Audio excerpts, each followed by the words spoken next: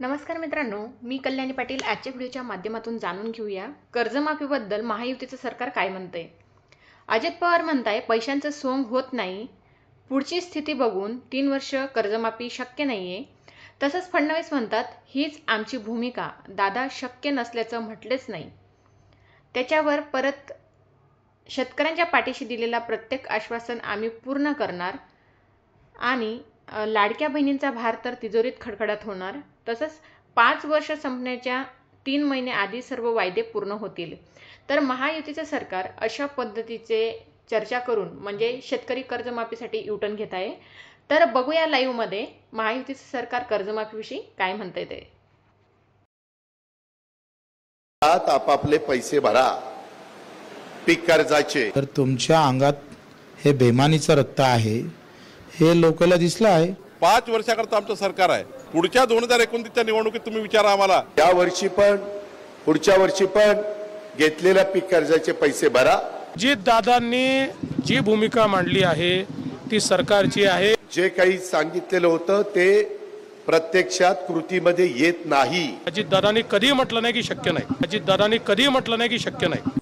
करणारच चवर जोर देऊन सांगत होते. त्यामुळे मग राज्याच्या तिजोरीमध्ये खडखडाट होईल, पगार देणे सुद्धा मुश्किल होईल मला असं वाटतंय. बटेंगे तो कटेंगे असं म्हणणाऱ्यांना प्रचंड हिंदू शेतकऱ्यांच्या आत्महत्या होते ते दिसत नाही का. 31 तारखेच्या आत आपापले पैसे भरा पीक कर्जाचे.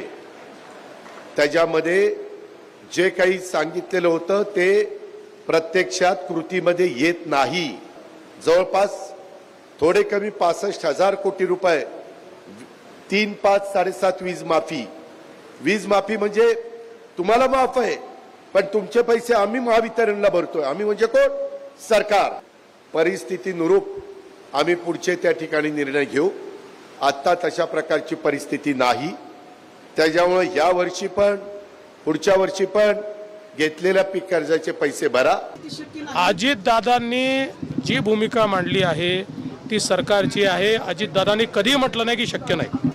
अजित दादांनी जी भूमिका मांडली आहे ती सरकारची आहे. अजित दादांनी कधी म्हटलं नाही की शक्य नाही. त्यांनी सांगून दिलं का आम्ही इतके बेमान आहोत, ह्याला काय म्हणणार आहे तुम्ही सांगा. फडणवीस साहेब म्हणतात आम्ही कर्जमाफी करतो आणि अजितदादा म्हणतात आम्ही देऊ शकत नाही. तर तुमच्या अंगात हे बेमानीचं रक्त आहे हे लोकांना दिसलं आहे. मग असं बेमानीचं रक्त असणारे लोक एक है तो सेफ है, बटेंगे तो कटेंगे असं म्हणणाऱ्यांना प्रचंड हिंदू शेतकऱ्यांच्या आत्महत्या होते ते दिसत नाही का. मग या सगळ्या ह्याच्यामध्ये तुमचं बेमानीचं रक्त अर्थातच ते हिंदूचं नाहीच आहे, ते हिंदुत्वाचंही नाही आहे. आज तारीख आहे 28. मी या कार्यक्रमाच्या निमित्तानं महाराष्ट्रातल्या जनतेला स्पष्ट सांगतो 31 तारखेच्या आत आपापले पैसे भरा पीक कर्जाचे. त्याच्यामध्ये जे काही सांगितलेलं होतं ते प्रत्यक्षात कृतीमध्ये येत नाही. जेव्हा अजित पवार किंवा त्यांच्या युतीनं ही घोषणा केली की 2100 रुपये देऊ लाडक्या बहिणींना, लाडक्या भावांना आणि शेतकऱ्यांची कर्जमाफी करू, तेव्हा राज्याच्या मुख्यमंत्रीपदी एकनाथ शिंदे होते. काही झालं तरी आम्ही आमचं वचन पूर्ण करणार. कसं करणार? तुमचे अर्थमंत्री आणि डेप्युटी सीएम नाही म्हणताय. एकनाथ शिंदेने करावं. त्या डोळ्यासमोर लाडक्या बहिणींची फसवणूक चालली आहे. एकनाथ शिंदे शेतकऱ्यांना गंडवलं जात आहे. तुम्ही काय करताय सरकारमध्ये बसून?